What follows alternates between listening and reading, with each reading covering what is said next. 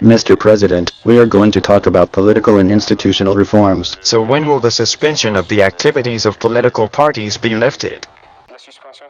Suspension is no big deal. You see, it's a question of security first and foremost. We do not want people to start political activities and have to deploy forces to provide security. When he took oath of office as transitional president of Burkina Faso on October 6, 2022, Captain Ibrahim Traoré signed a transitional charter in which he swore to uphold the constitution of Burkina Faso and, most importantly, facilitate a return to civilian rule in his country via democratic elections by July 2024. The charter stipulated that he would either participate in the elections of July 2024 by running for president as a civilian or facilitate the election of a president that would succeed him. Over the months, he had been promising that he will respect that charter and will facilitate a return to democracy in his country within the set timelines, giving hope to the people of Burkina Faso and his sympathizers on the African continent and abroad that he is going to be a leader who is different from his predecessors, such as Blaise Compaoré, who ruled over Burkina Faso for years as a dictator, or like some African dictators. However, things seem to be taking a new twist as the July 2024 deadline approaches, and they are painting a gloomy picture of what lies ahead. I say this because Captain Ibrahim Traoré has hinted that he is going to dismiss that transitional charter and remain in power as a military ruler, not as a civilian president, after the lapse of that July 2024 deadline. Speaking on the Friday of September 29, 2023 in a media interview ahead of his one-year anniversary, Captain Traoré basically said that it is not the charter that will make him hand over power to a civilian government, but rather the security situation in his country. That he will only allow a return to democracy in his country when there will be sufficient assurance that the Burkinabe borders are safe. By the way, after the September 2022 coup d'etat that catapulted him to power, all political activities in Burkina Faso were frozen, with the excuse that political gatherings will make civilians become the target of terrorists. And therefore, he argued during that interview on Friday that it's only until that time when he'll have adequately tackled terrorism or neutralized terrorism in Burkina Faso that he will ease conditions for a return of political activities in the country. That at the moment, political activities like campaigns and elections are not a priority, and that the priority is security of the people of Burkina Faso. When asked if he would allow multipartyism or make Burkina Faso a one-party state, Captain Traoré vowed that he believes in multi-party democracy and will even facilitate a partial amendment of the constitution to make Burkina Faso's political space much more inclusive of the masses and diverse categories of individuals that are currently marginalized or not represented. Mr. President, we are going to talk about political and institutional reforms. So when will the suspension of the activities of political parties be lifted? Suspension is no big deal. You see, it's a question of security first and foremost. We do not want people to start political activities and have to deploy forces to provide security. Because I think there was a case in a neighboring country where politicians wanted to have a meeting and people came and attacked them on site. And that caught our attention.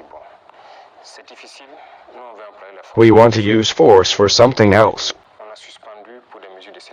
In any case, we suspended it for security reasons. To clean up this political lie, so how do you plan to proceed? I think there is the rereading of the texts. You even find it normal that when we take the number of political parties in Burkina, you find it normal that we all have these ideologies to develop Burkina. You therefore intend to touch on the multi-party system which has already been established.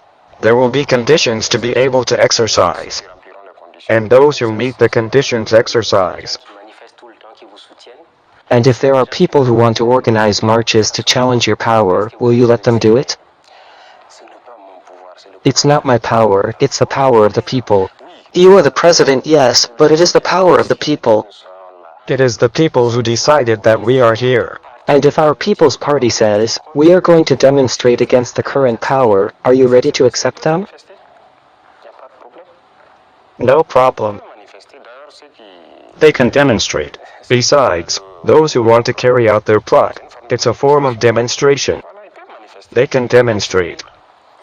Are you thinking about the question of the upcoming organization of elections? We haven't arrived yet, so we hope that at the end of the rainy season, we can make serious progress in the fight. It's not July 2024, but govern these plans. Do you actually plan to respect this deadline for the end of the transition against what was retained in the charter governing this plan? On the first day, we made people understand that we just want to spend as little time as possible in this fight. If, for example, certain actors had let us struggle seriously, we wouldn't even be at this stage now.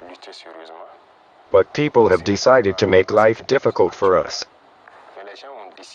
When we realized that there was an equipment problem, we ordered a lot of equipment from everywhere. Friendly countries immediately sent us our equipment.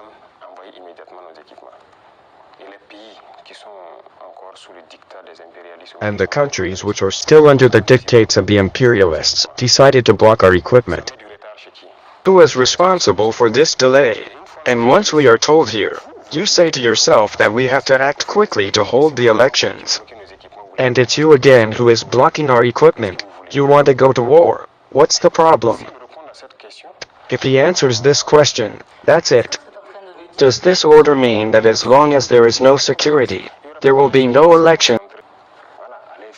Those who are going to apply must be able to go anywhere in Burkina to campaign. So we have to ensure safety first. Why did we come? We came for safety. And once that is ensured, people will be able to move freely, go wherever they want to campaign, and then allow all Burkina buses to choose their president. So going to the elections is not an absolute priority for you at the moment. It is not a priority, I tell you that clearly. Safety is the priority. We are talking about political reforms in Burkina Faso, new constitution among others. The current texts do not allow us to evolve serenely.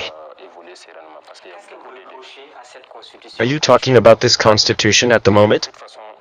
What I am telling you in the days to come, the partial modification, you will see what that concerns.